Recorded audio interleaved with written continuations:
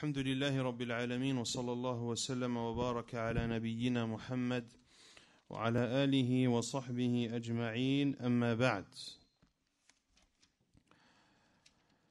On continue la lecture du livre Qasasul Anbiya du Cheikh Abdurrahman ibn Nasir al-Sa'di rahimahullah ta'ala. Lors du dernier cours, on avait terminé de citer l'histoire de Hud. يقول المؤلف رحمه الله قصة صالح عليه الصلاة والسلام. كانت ثمود وهي عاد الثانية يسكنون في الحجر وما حولها، وكانوا أهل مواش كثيرة وأهل حروث وزروع، وتواصلت عليهم النعم، فكانوا يتخذون من السهول قصورا مزخرفة، ومن الجبال بيوتا منحوتة متقنة،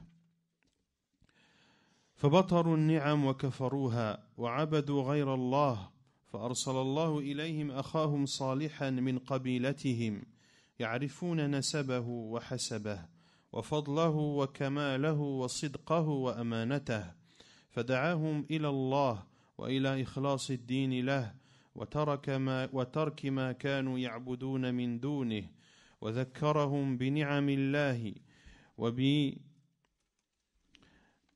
وبأيامه بالأمم المجاورة لهم، فلم يتبعه إلا القليل.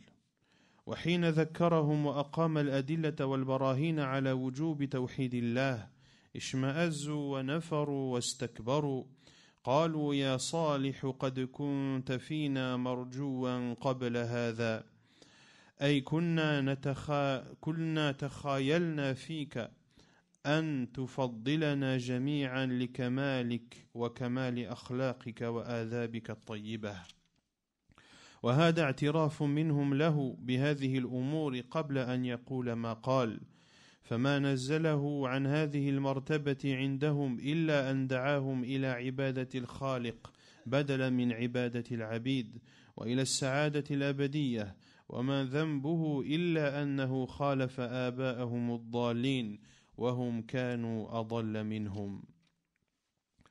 L'histoire de Salih alayhi salam, Thamoud qui sont appelés aussi les deuxièmes Ad, habitaient dans Al-Hijr et autour. C'était un peuple qui possédait beaucoup de bétail. C'était un peuple également qui avait beaucoup de champs et de cultures. Ils étaient comblés de bienfaits au point qu'ils construisaient dans des vallées de beaux palais. Et ils faisaient ou ils taillaient des maisons dans les montagnes. Mais ils ont rejeté les bienfaits d'Allah et ont été ingrats. Ils ont adoré autre qu'Allah. Allah leur a envoyé leur frère Salih, qui fait partie de leur tribu. Salih alayhi salam, dont ils connaissent la lignée, la valeur, le mérite, la complétude, dont ils connaissent la véracité et l'honnêteté. Il les appelait à Allah et à vouer leur culte exclusivement à lui subhanahu wa ta'ala. Il les a appelés à délaisser tout ce qu'ils adoraient en dehors de lui. Il leur a rappelé les bienfaits d'Allah sur eux, de même qu'il leur a rappelé les supplices que les communautés qui les ont précédés ont subis, les communautés qui étaient proches d'eux, qui les ont précédés, mais très peu l'ont suivi. Très peu ont suivi le prophète d'Allah Salih alayhi salam. Alors qu'il leur faisait le rappel et qu'il apportait les preuves de l'obligation d'adorer Allah et Allah seul, ils se sont sauvés et se sont enorgueillis. Ils ont dit, comme Allah Azza wa Jal nous le cite dans Surat Hud, le verset 62, ô Salih, tu étais un espoir pour nous avant cela.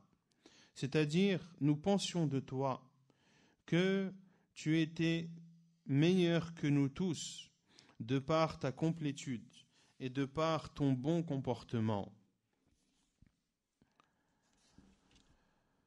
Et ceci est une reconnaissance de leur part, est une reconnaissance de son peuple, de toutes les qualités dont était doté Hud, dont était doté Salih alayhi salam, avant qu'ils ne disent ce qu'ils ne disent. Ainsi, ce qui l'a fait rabaisser à leurs yeux, ce qui a fait baisser de sa valeur à leurs yeux, c'est le fait qu'il les ait appelés à adorer le Créateur au lieu d'adorer une créature. La valeur de Salih alayhi salam a baissé aux yeux de son peuple parce qu'il les a appelés au bonheur éternel. Et il lui reproche également d'avoir contredit leurs ancêtres qui étaient égarés, et eux étaient bien plus égarés que leurs ancêtres.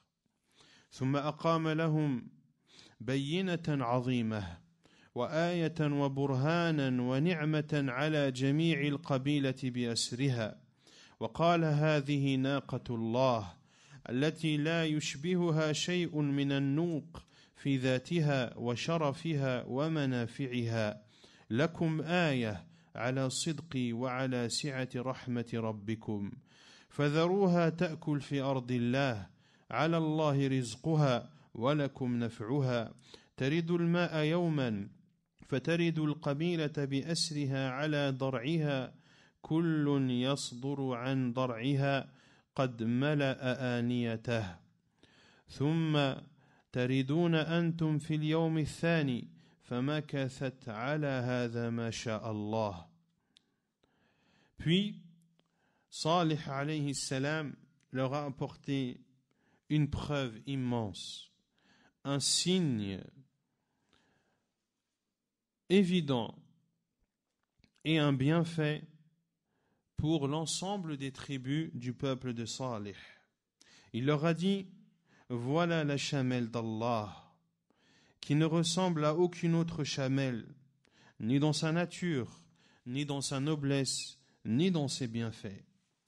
Voilà la chamelle d'Allah qui est pour vous un signe de ma véracité et un signe de l'étendue de la miséricorde d'Allah subhanahu wa ta'ala.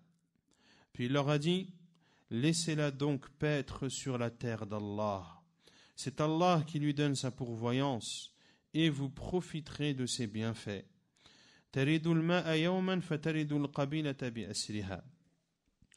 Vous l'abreuvez un jour, puis ce jour même, l'ensemble des tribus viennent la traire et remplir leurs récipients.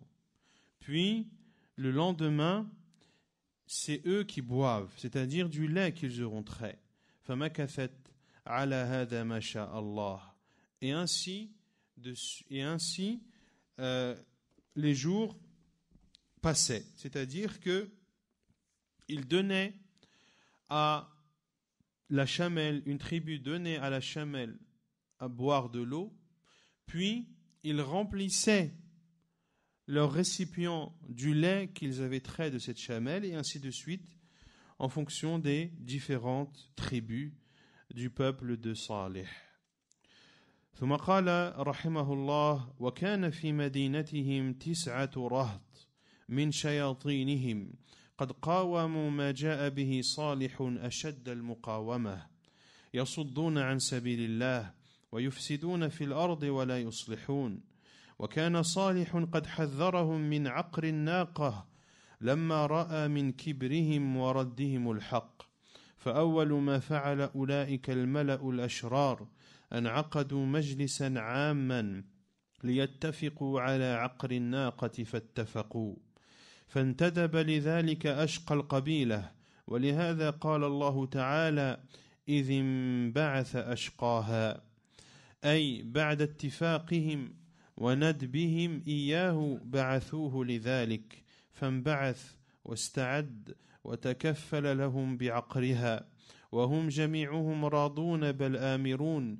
فعقرها فكان هذا العقر مؤذنا بهلاك القبيلة بأسرها. Et il y avait dans leur ville un groupe de 9 individus qui faisaient partie de leur diable et qui s'opposaient à Salih de la plus farouche des oppositions. Ils détournaient les gens de la voie d'Allah, comme l'a dit Allah Azza wa Jal, yufsiduna fil ardi wa la yuslihun. Ils semaient le désordre sur terre et ne faisaient rien de bon. Et Salih les avait mis en garde contre le fait de tuer cette chamelle lorsqu'il a vu leur orgueil et le fait qu'ils rejetaient la vérité. Et la première chose qu'ont fait ces 9 personnes, ils ont constitué une assemblée générale dans laquelle ils se sont mis d'accord pour tuer la chamelle. Et ils ont choisi pour accomplir cette tâche le plus mauvais d'entre eux. Pour cela qu'Allah Azza wa Jalla a dit dans le verset 12 de Surat Ash-Shams, le soleil, lorsque le plus misérable d'entre eux se leva, c'est-à-dire pour tuer la chamelle.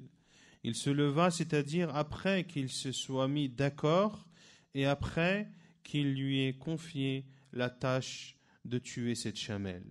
Il s'est alors levé, s'est préparé et a tué cette chamelle. Ceci a été un signe de la destruction de l'ensemble de la tribu. فلما شعر صالح بالأمر ورأى منظرا فظيعا علم أن العذاب قد تحتم لا محالة لأن الجريمة قد تفاقمت ولم يبق حالة يرجى فيها لهم تقويم فقال لهم صالح تمتعوا في ذلكم 3 أيام ذلك وعد غير مكذوب ونبه بهذا الكلام دانيهم وقاصيهم ففي أثناء هذه المدة اتفق هؤلاء الرهط 9 على أمر أغلظ من عقر الناقة على قتل نبيهم صالح وتعاهدوا وتعاقدوا وحلفوا الأيمان المغلظة وكتموا أمرهم خشية من منع أهل بيته لأنه في بيت عز وشرف وقالوا لنبيتنه وأهله ثم إذا ظن بنا أننا قتلناه حلفنا لأوليائه أننا ما شهدنا مهلك أهله وإنا لصادقون فدبروا هذا المكر العظيم ولكنهم يمكرون ويمكر الله لنبيه صالح فحين كمنوا في أصل جبل لينظروا الفرصة في صالح بدأ الله بعقوبتهم فكانوا سلفا مقدما لقومهم إلى نار جهنم فأرسل الله صخرة من أعلى الجبل فشدختهم فقتلوا أشنع قتله. Et lorsque Salih alayhi salam a constaté cela et a vu cette chose effrayante qui venait d'être commise, à savoir de tuer la chamelle d'Allah, et les savants ont dit que Allah Azza wa Jal l'a attribué à lui pour montrer son importance. Naqatullah liyubayyina عظم شأن هذه الناقة وأهميتها. Lorsque Salih alayhi salam a vu cela, il a su que le châtiment allait les toucher sans aucun doute, car le crime avait atteint son summum. Et en accomplissant cela, il ne restait plus d'espoir pour que ces personnes puissent connaître une amélioration. Salih leur a alors dit: تمتعوا في داركم 3 أيام. Jouissez de vos biens dans vos demeures pendant 3 jours. Voilà une promesse qui ne sera pas démentie. Et Salih a informé de cela l'ensemble de son peuple. Pendant cette période de 3 jours, ces 9 personnes se sont accordées à faire une chose bien plus grave que de tuer la chamelle. Ils se sont accordés à tuer le prophète Salih alayhi salam. Ils ont fait un pacte. Ils se sont liés et ont juré et ont décidé de faire cela en secret, de peur que la famille de Salih ne vienne s'interposer, car Salih alayhi salam appartenait à une famille noble et honorable. وقالوا, comme a dit Allah Azza wa Jal, et ils ont dit, nous l'attaquerons de nuit, lui et sa famille. Et si l'on nous soupçonne de l'avoir tué, nous jurerons alors devant sa famille que, comme l'a dit Allah Azza wa Jal, nous n'avons pas assisté à l'assassinat de sa famille et nous sommes véridiques. Ils ont alors préparé cette ruse immense. Ils ont rusé, mais Allah rusa pour son prophète Salih alayhi salam. Alors que ces personnes étaient prêtes à passer à l'action au pied d'une montagne, en attendant l'occasion pour tuer Salih, Allah Azza wa Jal les a châtiés et a fait d'eux un exemple anticipé pour son peuple qui connaîtront le châtiment. Allah Azza wa Jal envoya alors un rocher qui tomba du haut de la montagne et qui les écrasa, et ces 9 personnes moururent donc d'une mort horrible. ثم لما تمت 3 هذه الأيام جاءتهم صيحة من فوقهم ورجفة من أسفل منهم فأصبحوا خامدين ونجى الله صالحا ومن معه من المؤمنين فتولى عنهم وقال يا قوم لقد أبلغتكم رسالة ربي ونصحت لكم فكيف آسى على قوم كافرين.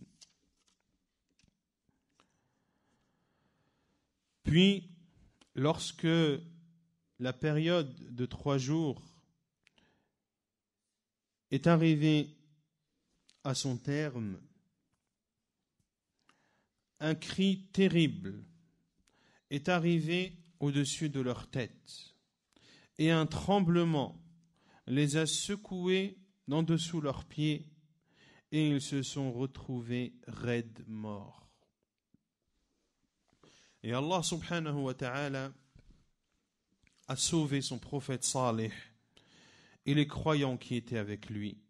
Comme l'a dit Allah Azza wa Jal en parlant de Salih alayhi salam, après que son peuple fut anéanti par ce cri et par ce tremblement, il se détourna d'eux et dit: Ô mon peuple, je vous ai bien communiqué les messages de mon Seigneur et donné des conseils. Comment donc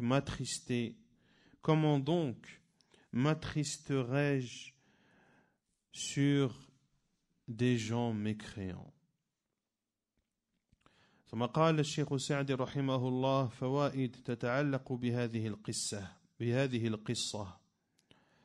Les morales à retenir de cette histoire. منها أن جميع الأنبياء دعوتهم واحدة وأن من كذب واحدا منهم فقد كذب الجميع لأنه يكذب الحق الذي جاء به كل واحد منهم. ولهذا يقول في كل قصة كذبت قوم نوح المرسلين كذبت عاد المرسلين كذبت ثمود المرسلين. La première chose que l'on retient, c'est que l'ensemble des prophètes d'Allah Azza wa Jal appelaient à une seule et même chose. Et l'on retient également que tous ceux qui traitent de mensonges un seul parmi les prophètes a traité de mensonge l'ensemble des prophètes, car celui qui a traité de menteur ou de mensonge l'un des prophètes a traité de mensonge la vérité que chacun des prophètes d'Allah a apportée. Pour cela qu'Allah Azza wa Jalla a dit dans chacune des histoires كَذَّبَتْ قَوْمُ نُوحٍ الْمُرْسَلِينَ. Le peuple de Nuh a traité de mensonges les prophètes. Et il dit en parlant de Ad, le peuple de Hud, et Ad ont traité de mensonges les prophètes.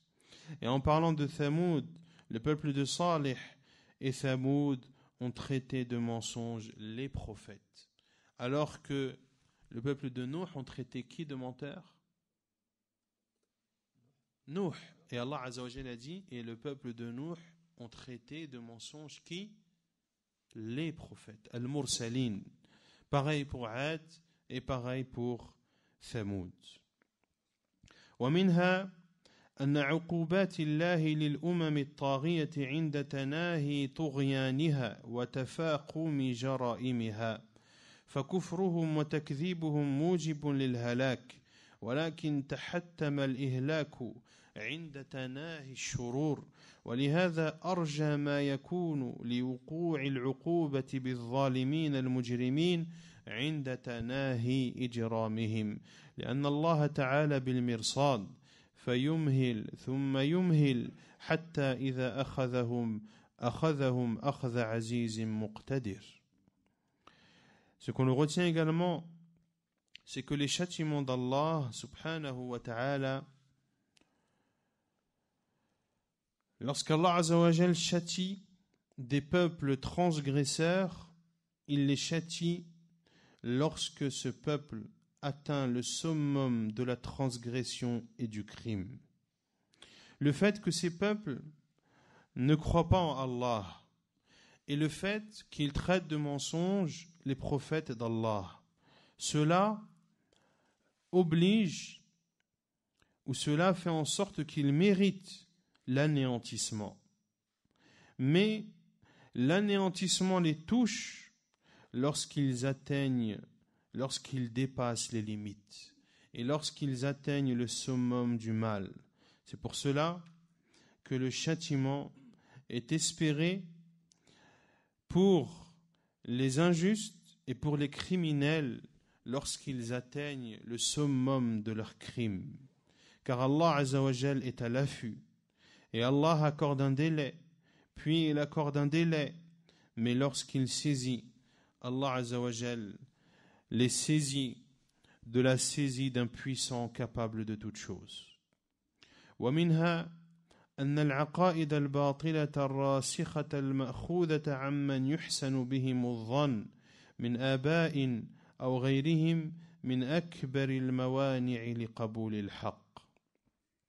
والحال أنها ليست في العير ولا في النفير ولا لها مقام في الحجج الصحيحة الدالة على الحقائق فلهذا أكبر ما رد به قوم صالح لدعوته أن قالوا أتنهانا أن نعبد ما يعبد آباؤنا وقالت جميع الأمم المكذبة رادين لدعوة الرسل إنا وجدنا آباءنا على أمة وإنا على آثارهم مقتدون وهذا سبيل لا يزال معمورا بالسالكين من أهل الباطل نهجته الشياطين ليصدوا به العباد عن سبيل الله ومن المعلوم أن طريق الرسل هي طريق الهدى والحق فماذا بعد الحق إلا الضلال. Ce qu'on le retient également de cette histoire de Salih alayhi salam, c'est que les fausses croyances qui étaient ancrées et prises de ceux dont l'on pense le bien parmi les ancêtres ou autres, ceci, le fait de prendre les mauvaises croyances et de s'attacher à elles, de la prendre de ceux dont on pense du bien, fait partie des plus grands moyens qui permettent de rejeter la vérité. Et la réalité est que ceci n'est en aucun cas une preuve. C'est pour cela que ce par quoi ont répondu le peuple de Salih à Salih alayhi salam lorsqu'il les a appelés à adorer Allah et Allah seul, qu'est-ce qu'ils ont dit? Atanhana an na'buda ma ya'budu aba'una, nous interdis-tu d'adorer ce qu'ont adoré nos ancêtres? Et l'ensemble des peuples qui ont traité de mensonges les prophètes qui leur ont été envoyés, l'ensemble des peuples qui ont rejeté l'appel des prophètes et envoyés d'Allah qui leur ont été envoyés, ont dit « Inna wajadna aba'ana ala ummah wa inna ala atharihim muqtadun » Nous avons trouvé nos ancêtres sur une religion et nous suivons leurs traces. Ainsi, le fait de s'accrocher aux ancêtres et de faire ce qu'ils font et de se contenter de les suivre aveuglément, et comme l'a dit Cheikh Sa'di rahimahullah, le plus grand moyen qui permet de rejeter et d'accepter la vérité. Et il dit rahimahullah, et cette voie est une voie qui malheureusement connaît beaucoup d'emprunteurs parmi les gens du faux. Quelle est cette voie? Le fait de suivre les ancêtres dans le faux. Cette voie que leur ont tracée les diables afin de dévier les serviteurs d'Allah du sentier d'Allah. Et il est connu que la voie des prophètes est la voie de la guidée et de la vérité. Que reste-t-il